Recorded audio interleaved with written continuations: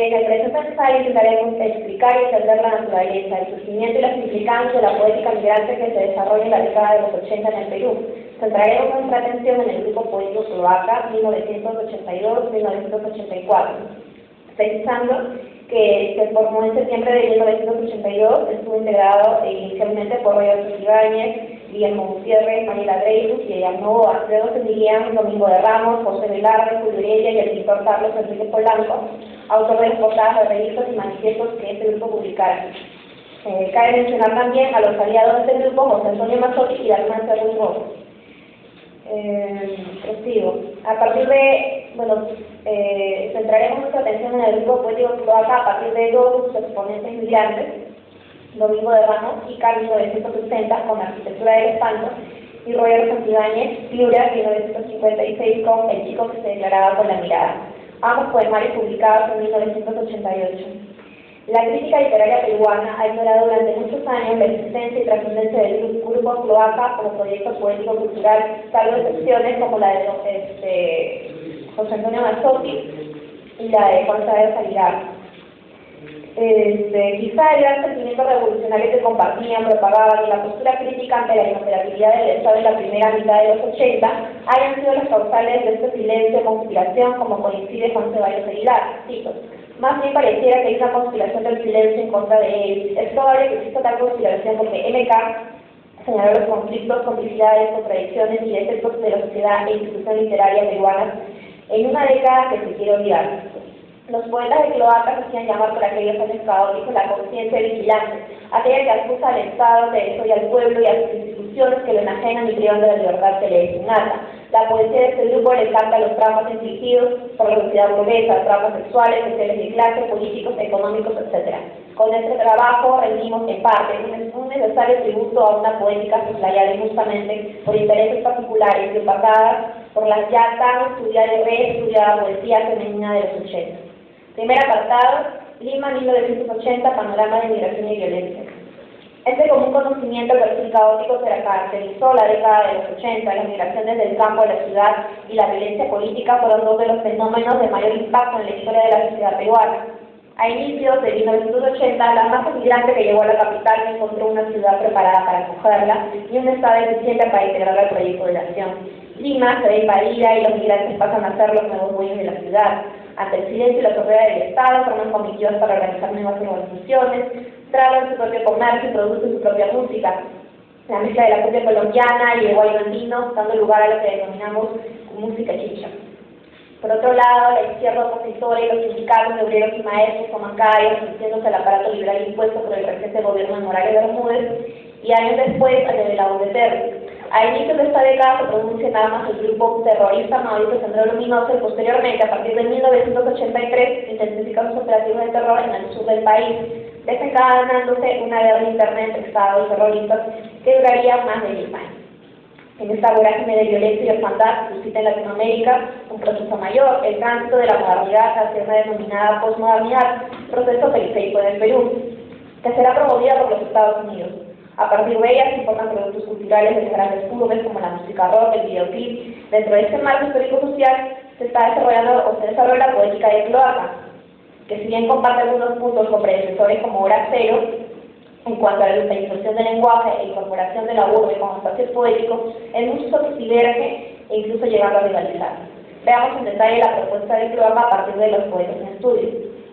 Segundo apartado, migrancia y marginalidad en arquitectura del espanto. La poética de Domingo de Ramos en arquitectura del espanto desarrolla tópicos particulares. Señalaremos tres como los más importantes: la ciudad, la soledad y la violencia. Para este apartado desarrollaré primero la ciudad.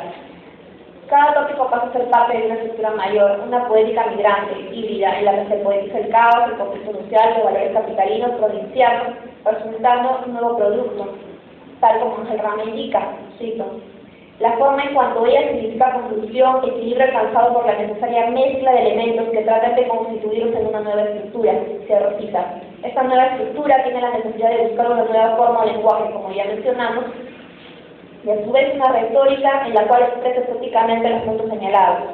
En la arquitectura del espanto los temas se protegen partiendo del guión lírico, al cual entenderemos como un enunciador del discurso, en este caso un sujeto migrante que además compone un proceso de descentramiento, definiéndolo para esto de la siguiente manera. Un sujeto migrante es aquel que se traslada de un lugar a otro. Conviene decir que este fenómeno no solo implica un traslado físico, sino que genera a la vez una serie de procesos psíquico-culturales. En ese sentido, el sujeto está expuesto a fenómenos sincréticos, bajo los cuales las tradiciones de su lugar de origen se mezclan con las aprendidas en la urbe. Inserto en esta hibridez cultural, el sujeto sufre un descentramiento psíquico que lo condena a hablar desde dos lugares y dos tiempos en objetivos distintos. Cito: el discurso migrante es radicalmente descentrado en cuanto se construye alrededor de ejes varios y asimétricos, de alguna manera incompatibles y contradictorios de un modo no dialéctico, cornejo polar. Estos ejes varios y asimétricos no son otra cosa que la ya y el aquí, presentes como tiempos y espacios simultáneos en el discurso del sujeto, activados por el recuerdo o la nostalgia que los actualiza en un tiempo difuso acumulando, sin esclarecer las experiencias del ayer y de los espacios que se dejaron atrás. La poética migrante se basa fundamentalmente en la nostalgia, pues a partir de ella señala un descentramiento y confluencia de los espacios y tiempos diferentes. En la arquitectura del espacio podemos diferenciar poemas sumamente nostálgicos que desarrollan el tópico de la ciudad y los conflictos que de ella, a partir del desplazamiento hacia ella o el migrar hacia ella, se desprenden, como la tristeza de la infancia, el padecimiento de la pobreza y demás. Veamos, cito el poema. Como si fuera hoy el invierno en que nuestros padres tuvieron que acampar a 2 leguas de las estrellas, cerca al mar mientras nos desalojaban nuestras prendas, para ir desnudos al río donde todo se detenía, como el charco plumbio que nos cobija de los rayos del sol. Se recita en el poema. El yo lírico poético nos presenta mediante el recuerdo de la nostalgia por la infancia, la actualización del pasado en el presente, al referirse a como si fuera hoy, además de una implícita añoranza y tristeza por sus primeros años en la ciudad. Penurias como la necesidad de improvisar viviendas en un descampado, cuando dice, tuvieron que acampar a 2 leguas de las estrellas, cerca al mar. Por ejemplo, en otros versos podemos ver la desolación ante la ciudad que habitan y no habitan al mismo tiempo, en la cual se ubican como marginales, una ciudad que los rechaza y absorbe, de la que son parte y la que no se reconoce. O el deslumbramiento de los robos, mejor será alargarnos de esta ciudad a la que nunca pertenecimos, y ya no tengo barreras y multitudes. Estoy perdido entre los edificios, entre las calles y bocacalles, entre los cerros y basurales. García Campillo señala respecto de este fenómeno de extrañamiento de la ciudad, cito: ya no es la ciudad de la que ayudaron su infancia, ni tampoco es en la que viven desde hace unos años, sino un lugar híbrido en el que se cruzan los sitios realmente vividos. Corresponderá al enunciador asimilar esta nueva condición y de las interacciones con la ciudad. Corresponde también politizar el conflicto generado, el cual arroja como resultado la marginalidad y el extrañamiento para con ella. Veamos otro ejemplo de cómo se manifiesta la nostalgia como estructuradora de sentido. Ya no te hallaré con tus manos blancas tratando de dibujar algún pájaro que imitabas en tu canto, como los cantos en quechua que acompañabas con tu mágica guitarra, violín o arpa que desconocían, mis oídos y mi lengua. La nostalgia está ligada, como podemos ver, a un sentimiento de desamparo y de tristeza. El yo lírico añora su pasado, pero nunca deja de ubicarse en el presente, de exiliarse de la realidad, de la hora, sino más bien divaga en la búsqueda de un lugar desde donde expresarse, y de esta manera construye su propio espacio o lugar de sucesión, a la vez que poetiza sus conflictos. Esta sería la forma de expresión de la interioridad del sujeto y del medio que permanece. En ese sentido, la retórica migrante se genera a partir del sentimiento de la añoranza, del descentramiento y de la búsqueda de un nuevo lugar para su voz.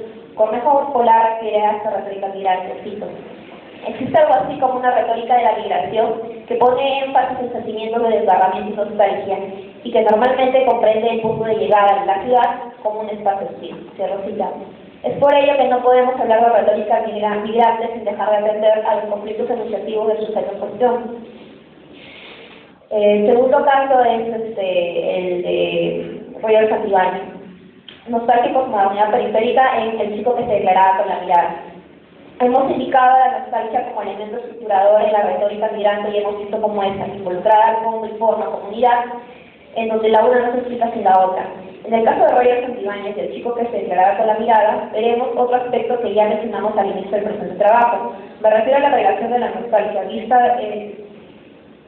vista en el anterior apartado como producto del descentramiento y hibridez, como producto de una posmodernidad, en este caso periférica. Como ya mencionamos, la posmodernidad llegó al país exportado por los centros académicos norteamericanos. Luego la derecha y los grandes aliados estratégicos se encargarían de difundirla progresivamente. Según esto, los patrones de belleza serían relativizados, y en ese sentido lo bello y lo oculto no tendría por qué ser en realidad lo bello y lo oculto, ¿no? Lo que hace Cloaca es manifiesto. La poética de Santibáñez y de Cloaca en general se funda precisamente sirviéndose de este relativismo para cuestionar las grandes tradiciones poéticas inservibles para el grupo en los tiempos actuales, en los 80, puesto que no presentaban la nueva realidad, el nuevo sentido ni los nuevos sujetos. A partir de esta premisa, la nueva poesía era la de poesía de Cloaca. Pasando ya al cuestionario, la poesía de Santibáñez en el siglo que se declaraba con la mirada se sirve muy bien de los elementos nuevos y se incorpora la poesía popular, resultando en una poética híbrida y heterogénea. Así podemos ver poemas con elementos netamente extranjeros, como el Gina, el videoclip, bandas de rock como Grand Pan, canciones como Black Magic Woman, etcétera, ¿no? Bueno, ya que no tengo tiempo para seguir, voy a pasar a las conclusiones.